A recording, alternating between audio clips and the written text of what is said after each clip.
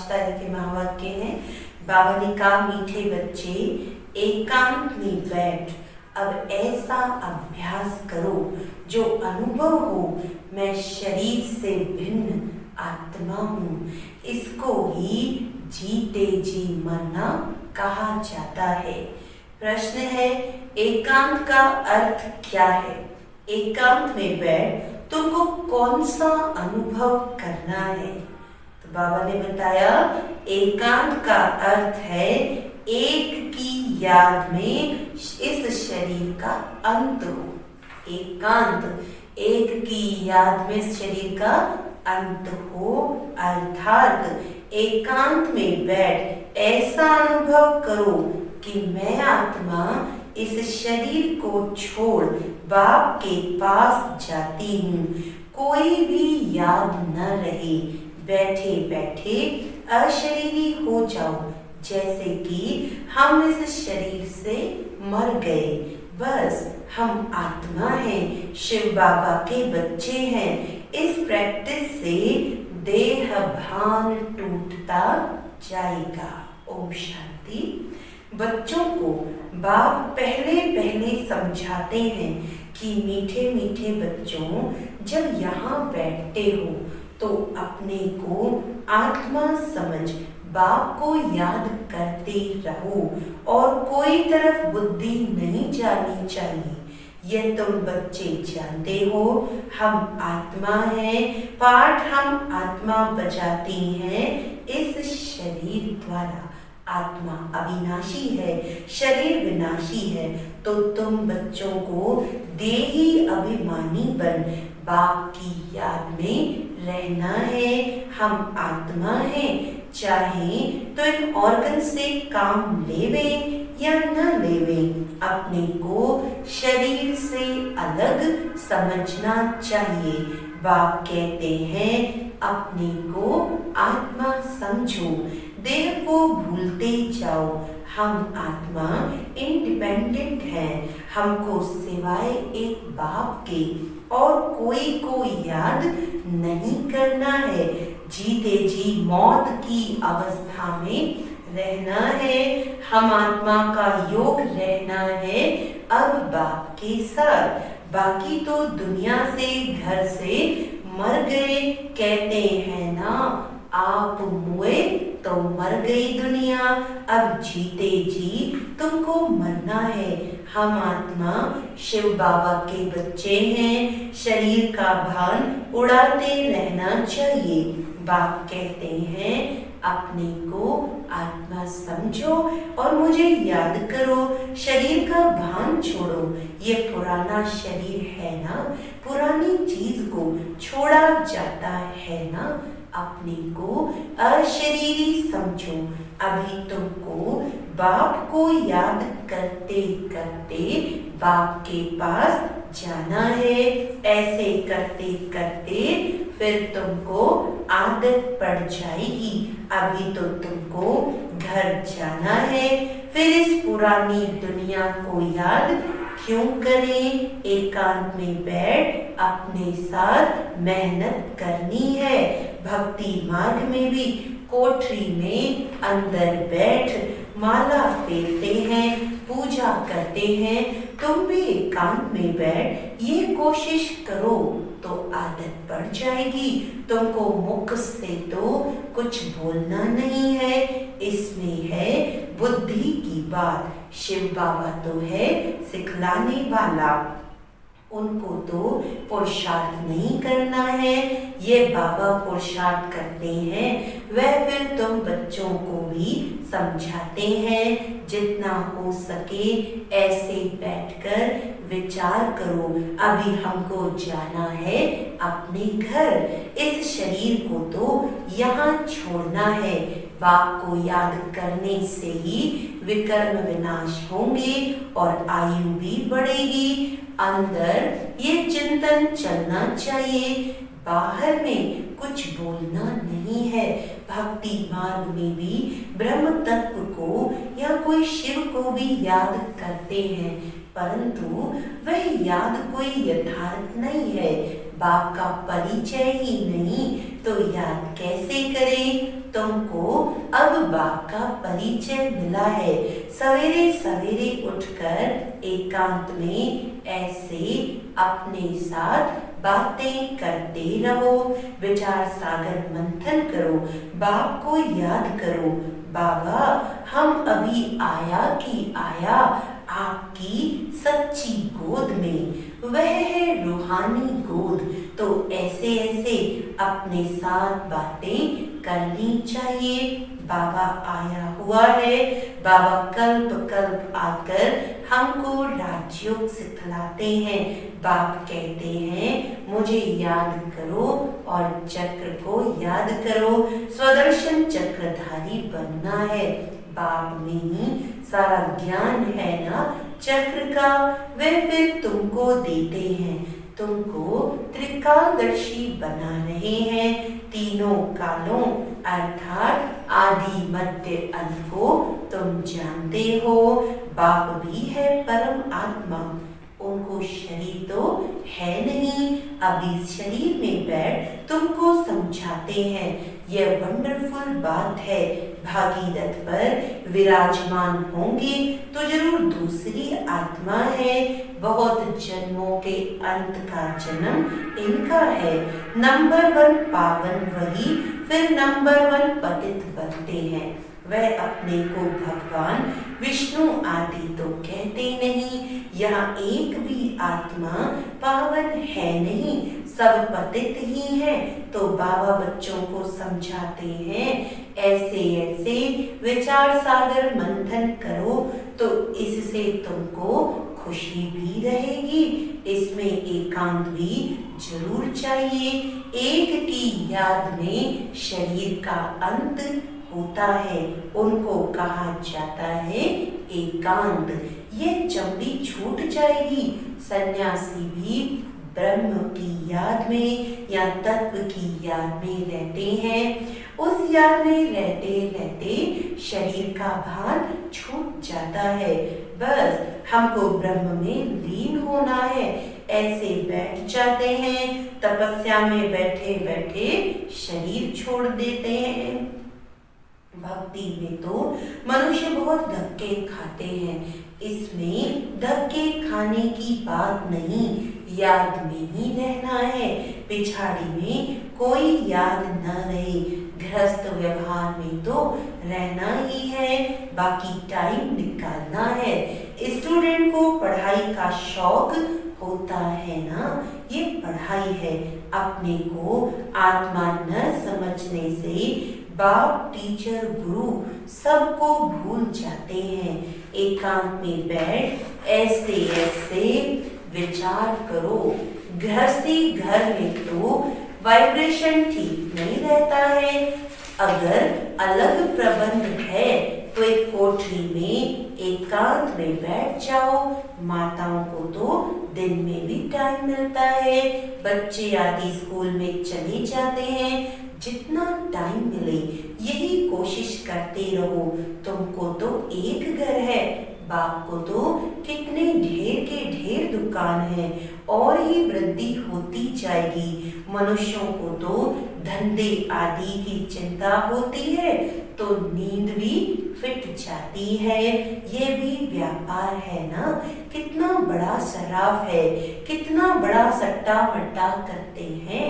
पुराने शरीर आदि लेकर नया देते हैं, सबको रास्ता बताते हैं। यह भी धंधा उनको करना है। ये व्यापार तो बहुत बड़ा है। व्यापारी को व्यापार का ही ख्याल रहता है। बाबा ऐसे ऐसे प्रैक्टिस करते हैं, फिर बतलाते हैं ऐसे ऐसे करो। जितना तुम बाप की याद में रहेंगे तो स्वतः ही नींद फिट जाएगी। कमाई में आत्मा को बहुत मजा आएगा। कमाई के लिए मनुष्य रात में भी जागते हैं। सीजन में सारी रात भी दुकान खुला रहता है। तुम्हारी कमाई रात को और सवेरे को बहुत बहुत अच्छी होगी, स्वदर्शन चक्रधारी बनेंगे, त्रिकालदर्शी बनेंगे, 21 जन्म के लिए धन इकट्ठा करते हैं, मनुष्य साहूकार बनने के लिए पुरुषार्थ करते हैं। तुम भी बाप को याद करेंगे तो विकर्म विनाश होंगे, बल मिलेगा। याद की यात्रा पर नहीं रहेंगे तो बहुत घाटा पड़ जाएगा, क्योंकि सिर पर पापों का बोझा बहुत है। अब जमा करना है, एक को याद करना है और त्रिकालदर्शी बनना है। ये अविनाशी धन आधा कल्प के लिए इकट्ठा करना है। ये तो बहुत वैल्यूबल है। विचार सागर मंथन कर रतन निकालने हैं। बाबा जैसे खुद करते हैं, बच्चों को भी युक्ति सिखलाते हैं। कहते हैं बाबा माया के तूफान बहुत आते हैं। बाबा कहते हैं जितना हो सके कमाई, अपनी कमाई करनी है, यही काम आनी है। एकांत में बैठ बाप को याद करना है। फुर्सत है तो सर्विस भी मंदिरों आदि में बहुत कर सकते हो। बैच जरूर लगा रहे, सब समझ जाएंगे ये रूहानी मिलिट्री है। तुम लिखते भी हो हम स्वर्ग की स्थापना कर रहे हैं। आदि सनातन देवी देवता धर्म था, अब नहीं है, जो फिर स्थापन करते हैं। ये लक्ष्मी नारायण एम ऑब्जेक्ट है ना। कोई समय ये ट्रांसलाइट का चित्र बैटरी सहित उठाकर परिक्रमा देंगे और सबको कहेंगे यह राज्य हम स्थापन कर रहे हैं। ये चित्र सबसे फर्स्ट क्लास है। ये चित्र बहुत नामी गिरामी हो जाएगा। लक्ष्मी नारायण सिर्फ एक तो नहीं थे, उन्हों की राजधानी थी ना। ये स्वराज्य स्थापन कर रहे हैं। अब बाप कहते हैं मन मना भव, बाप को याद करो तो विकर्म विनाश होंगे। कहते हैं हम गीता का सप्ताह मनाएंगे। ये सब प्लान कल्प पहले मुआफिक बन रहे हैं। परिक्रमा में ये चित्र लेना पड़े, इनको देखकर सब खुश होंगे। तुम कहेंगे बाप को और वर्षे को याद करो, मन मना भव। ये गीता के अक्षर है ना। भगवान शिव बाबा है, वह कहते मुझे याद करो तो विकर्म विनाश हो।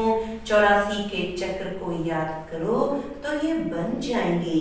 लिटरेचर भी तुम सौगात देते रहो। शिव बाबा का भंडारा तो सदा भरपूर है। आगे चलकर बहुत सर्विस होगी। एम ऑब्जेक्ट कितनी क्लियर है। एक राज्य एक धर्म था, बहुत साहूकार थे। मनुष्य चाहते हैं एक राज्य एक धर्म हो। मनुष्य जो चाहते हैं सो अब आसार दिखाई पड़ते हैं। फिर समझेंगे यह तो ठीक कहते हैं। 100% पवित्रता सुख शांति का राज्य फिर से स्थापन कर रहे हैं। फिर तुमको खुशी भी रहेगी। याद में रहने से ही तीर लगेगा। शांति में रह थोड़े अक्षर ही बोलने हैं, जास्ती आवाज नहीं। गीत कविताएं आदि कुछ भी बाबा पसंद नहीं करते। बाहर वाले मनुष्यों से रीस नहीं करनी है। तुम्हारी बात ही और है। अपने को आत्मा समझ, बाप को याद करना है। बस स्लोगन भी अच्छे हों जो मनुष्य पढ़कर जागे। बच्चे वृद्धि को पाते रहते हैं। खजाना तो भरपूर रहता है। बच्चों का दिया हुआ फिर बच्चों के काम में ही आता है।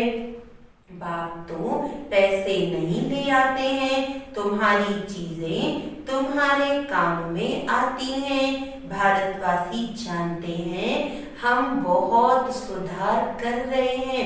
5000 वर्ष के अंदर इतना अनाज होगा जो अनाज की कभी तकलीफ नहीं होगी, और तुम जानते हो ऐसी हालत होगी जो अन्न खाने के लिए नहीं मिलेगा। बड़े बड़े दावे तो करते हैं भारतवासी नेता लोग कि इतना अनाज होगा, इतना ये होगा, लेकिन हम जानते हैं कि ऐसी हालत होगी जो अन्न खाने के लिए नहीं मिलेगा। ऐसे नहीं कि अनाज कोई सस्ता होगा। तुम बच्चे जानते हो हम किस जन्म के लिए अपना राज्य भाग्य पा रहे हैं। ये थोड़ी बहुत तकलीफ तो सहन करनी ही है।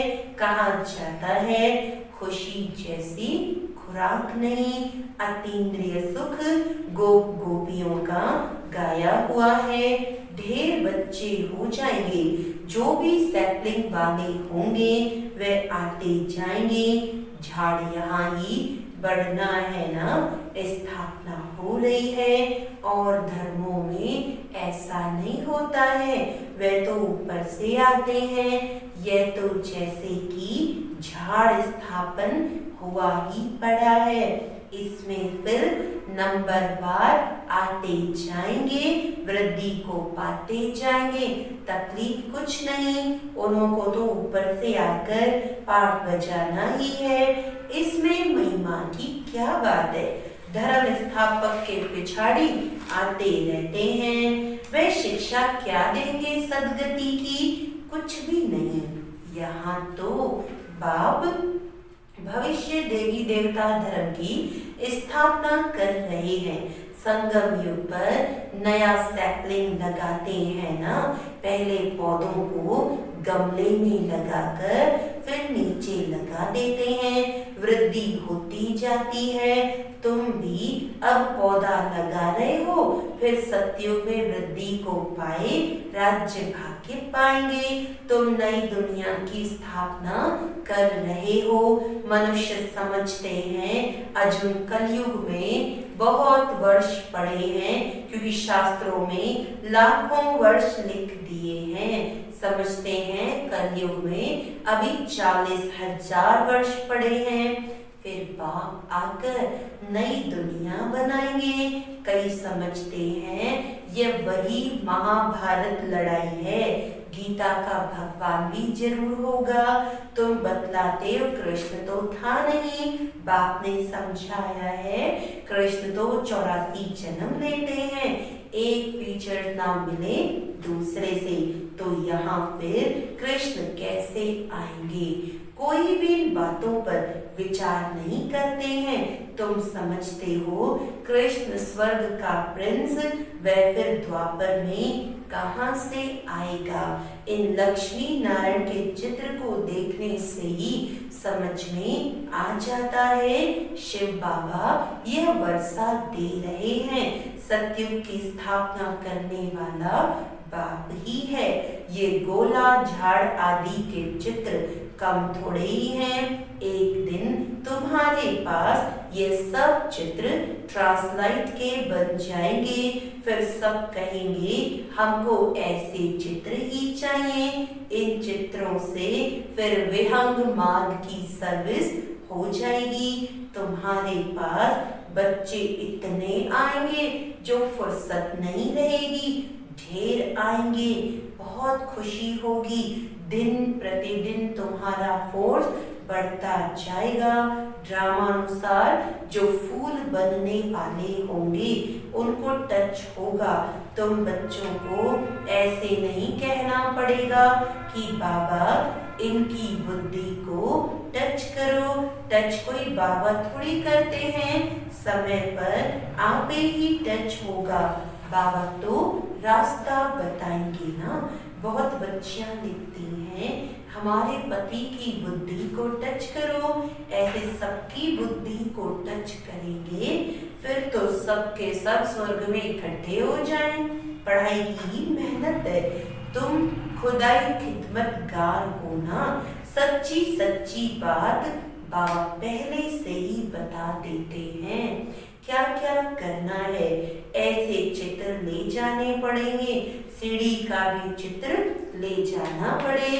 ड्रामानुसार स्थापना तो होनी ही है। बाबा सर्विस के लिए जो डायरेक्शन देते हैं उस पर ध्यान देना है। बाबा कहते हैं बैजेस किस्म किस्म के लाखों बनाओ, ट्रेन की टिकट लेकर 100 माइल तक सर्विस करके आओ, एक डिब्बे से दूसरे में फिर तीसरे में। बहुत सहज है, बच्चों को सर्विस का शौक रहना चाहिए। अच्छा, मीठे मीठे सिकिलदे बच्चों प्रति माता पिता बाप दादा का याद प्यार और गुड मॉर्निंग। रूहानी बाप की रूहानी बच्चों को नमस्ते। हम रूहानी बच्चों की रूहानी बाप दादा को याद प्यार गुड मॉर्निंग, नमस्ते नमस्ते नमस्ते जी। धारणा के लिए आज बाबा ने कहा विचार सागर मंथन कर अच्छे अच्छे रतन निकालने हैं, कमाई जमा करनी है, सच्चा सच्चा खुदाई खिदमतगार बन सेवा करनी है। पढ़ाई का बहुत शौक रखना है, जब भी समय मिले एकांत में चले जाना है। ऐसा अभ्यास हो जो जीते जिस शरीर से मरे हुए हैं, इस स्टेज का अनुभव होता रहे, देह का भान भी भूल जाए। वरदान है भिन्नता को मिटाकर एकता लाने वाले, भिन्नता को मिटाकर एकता लाने वाले सच्चे सेवाधारी भव। ब्राह्मण परिवार की विशेषता है अनेक होते भी एक। आपकी एकता द्वारा ही सारे विश्व में एक धर्म एक राज्य की स्थापना होती है। इसीलिए विशेष अटेंशन देकर भिन्नता को मिटाओ और एकता को लाओ, तब कहेंगे सच्चे सेवाधारी। सेवाधारी स्वयं प्रति नहीं लेकिन सेवा प्रति होते हैं। स्वयं का सब कुछ सेवा प्रति स्वाहा करते हैं। जैसे साकार बाप ने सेवा में हड्डियां भी स्वाहा की, ऐसे आपकी हर कर्मेंद्रिय द्वारा सेवा होती रहे। स्लोगन है परमात्म प्यार में खो जाओ। परमात्म प्यार में खो जाओ तो दुखों की दुनिया भूल जाएगी। अच्छा, ओम शांति।